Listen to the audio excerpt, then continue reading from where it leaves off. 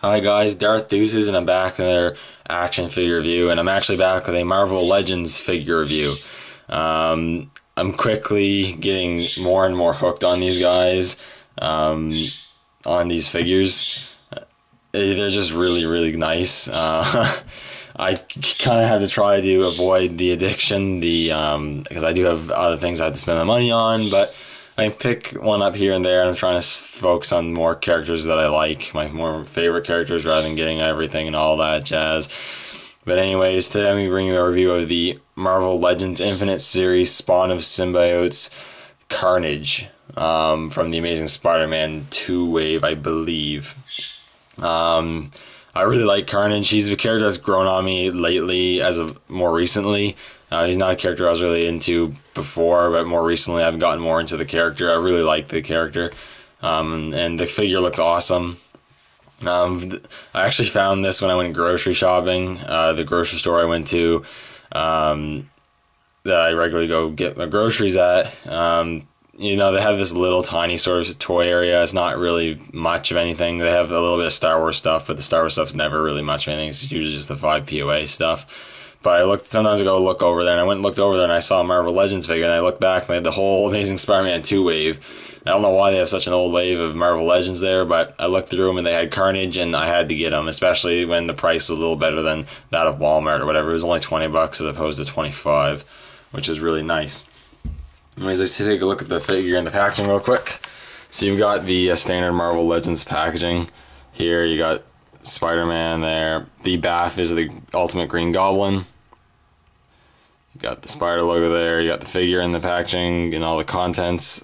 Legends Infinite Series Spawn of Symbiotes, or Symbiotes. You got image of Spider-Man on either side. And on the back here, you have a little description here. It says, Destruction and Mayhem have a new name, or home, sorry. Living in the body of the demented Eddie Brock, while the vicious toxin out-savage the chaos causing carnage. And then, yeah, Carnage shares the same packaging as Toxin, which they didn't have there, and I don't really have a want to get this guy. I'm not familiar with Toxin at all, but I am somewhat familiar with Carnage, and it's really cool. And down here you just have the Build-A-Figure and all the figures you need to complete it. I would like to get that Superior Spider-Man. Not sure if I will, but I would like to have that figure. And pretty cool. I still need a standard Spider-Man too. Anyways, that is the figure in the packaging. Pretty cool packaging, but we're going to open this guy and take a closer look at him. So we'll be right back. Now I got Carnage out of the packaging, and this is a really nice figure. I really like this figure. He's great to pose. I can't wait to start taking photographs with him. He'll definitely be getting a lot of... definitely taking a lot of shots of him, putting them on Instagram, so I guess I'll plug my Instagram real quick. Go check out my Instagram if you haven't already. I got a link on my YouTube channel page, but yeah, I do toy photos and everything, but this guy will photograph. Looks like he's gonna photograph awesomely. He's just looks so cool. He's so articulated. It's just so very cool. But before we get into him, we'll take a look at the Build-A-Figure pieces. You do get the back flame piece and the head to the Ultimate Green Goblin. And, it's a nice sculpt. Let's give you a quick look at that. And the flame piece is really nicely sculpted in the translucent plastic, which is really cool. And I might as well plug this really quick. I have no intention of building the Green Goblin BAF, so I guess if anyone's looking for the head and back flame piece for that figure, I've got them. Same with the Civil War Iron Man figure. I actually have the right arm to Giant Man, which I have no intention of building. So if anyone's looking for the right arm of Giant Man or the head and back flame piece to the Ultimate Green Goblin, I have them here if you need them. I suppose if you can work something out, I got them here. But anyways, you do get those. You do also get the instruction booklet just to tell you how to build the Green Goblin if it was really that hard to figure out. Anyways, we'll get on the figure here. It's really nice. There's a lot I really like about this figure. Very little to complain about. He is very cool. So let me just straighten him out here. So, yeah, just absolutely great. Not much more I could ask for here in terms of Marvel Legends wise. Hasbro really did a great job with this figure. So this figure actually, to my knowledge, uses the Bucky cap mold with a few new parts added to it, of course. Obviously the head sculpt's new, the hands are different, and you have all these awesome tendrils put on the parts here, which are newly sculpted pieces, which look to be look to be stuck on with glue, which is really cool. And he also has the back piece here, which I'll get into here in a second. As you can see, the whole figure is painted in a red. It's not coming off that greatly in the video, but it is quite a vibrant, bright red, which is pretty cool. I like that. It's definitely very reminiscent to the 90s, you know, and he's definitely that looking Carnage. He's got the black lines painted all over him, which we'll get a closer look at in a minute, but they are very crisply painted, very accurately painted, no smudging really, and anywhere that I can see.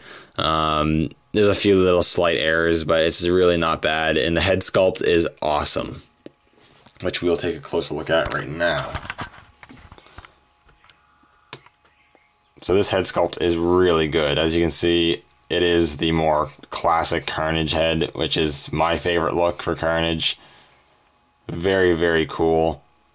He does have the really nice white eyes, which are very nice. They're painted like this pearls white sort of color, so they have this shine to it, which is really, really cool. I really like that. You can kind of get that sense there.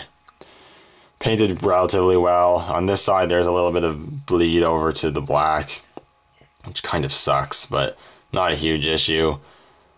Very nice. You've got the black on his face. You've got the teeth here, which the teeth are sculpted nicely. It would have been nice to maybe get a little more paint detail on them to kind of be able to differentiate them a little better, but still looks really nice. He also has a painted mouth, which is a lighter red or a pinkish, which is really nice. They did that instead of just making it the red. You have a little bit of a paint error there, not too bad. Then you got the red and the black lines and everything just going all over them, which is really, really cool. The tendrils here are really nice. They're quite flexible, so you don't have to worry about them breaking or anything, but they're not really posable anyway. They don't have like a wire or anything, you can't pose them, but they are pliable, so you can move them around easily. They don't really inhibit too much articulation. And this just plugs in the back here. If you can get the focus there. This just plugs right in the back there, and on the back and everywhere you just have all these black lines, and on occasion you'll find the odd sort of error where the red is sort of bleeding through a bit, but it's never that bad. And again, flipping around the front, you got all the musculature, which is sculpted nicely. You have these extra symbiote tendril sculpted onto his forearms, and each tendril sculpted on is different from the other one. None of them are the same, which is really, really cool. Again, made of the same pliable material, plastics, so they move really easily. And they look really nice. They just amplify the look of this figure so much more, which makes it look awesome. You got more of the black, which is on, looks really good. The red and the black really complement each other very well. And you got two tendrils here, which is really nice. And one larger tendril sculpted here, which is awesome. And you got the feet there, which look good. And all the proportions and stuff look really nice. It really does look like Carnage and is awesome looking. I just absolutely love this figure. It's really, really good. In terms of articulation, sorry about that. I had a little technical error here, but now we'll get back to it with the articulation. Excuse me.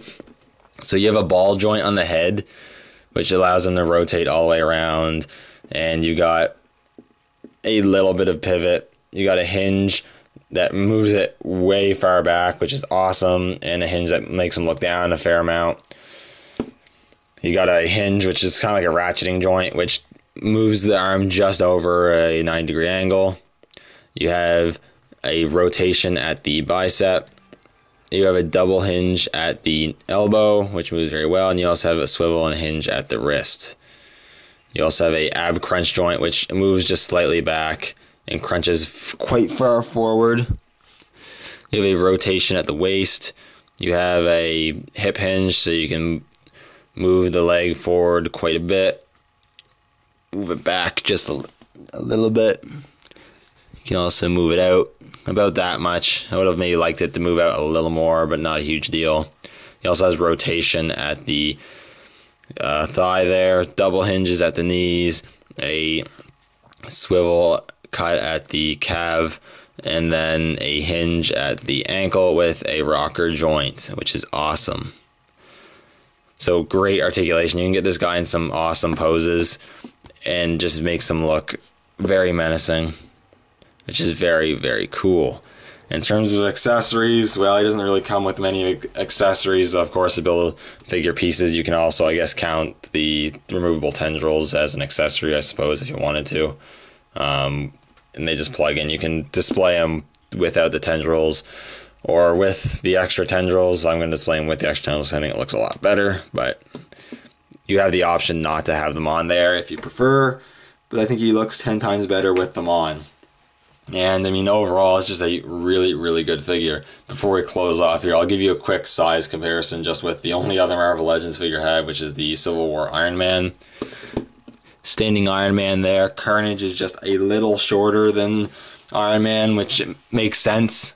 I believe that is correct scale-wise. Carnage isn't as big as Venom, both bulk-wise and I think height-wise too. So makes sense that Iron Man would be maybe a little taller, but they're about the same height, and it is really good. And overall, this is a really, really nice figure. I can't keep saying good things about it. It's a lot better than I thought it was going to be, honestly. I'm really happy I was able to find it in such an obscure place. It's a really good Carnage figure. If you're a Marvel Legends collector and you haven't yet picked this guy up, or even if you're just a Spider-Man fan or whatever and you want a Carnage figure, this is an awesome figure to get. Definite recommend you get this guy. He is awesome. Is he the definitive Carnage? He's pretty damn close. He's really good for Marvel Legends standards. The Marvel Select one is probably better. I would like to get that figure, but this is definitely the cheaper alternative, as that Marvel Select Carnage goes for quite a bit of money, or at least it's significantly more than the Marvel Legends one. So if you don't want to spend too much, you want to get a good Carnage figure, this is the one to get. This guy is awesome and will make a great addition to your Marvel Legends collection. Anyways, thank you guys so much for watching. Appreciate it as always, and we'll see you all later.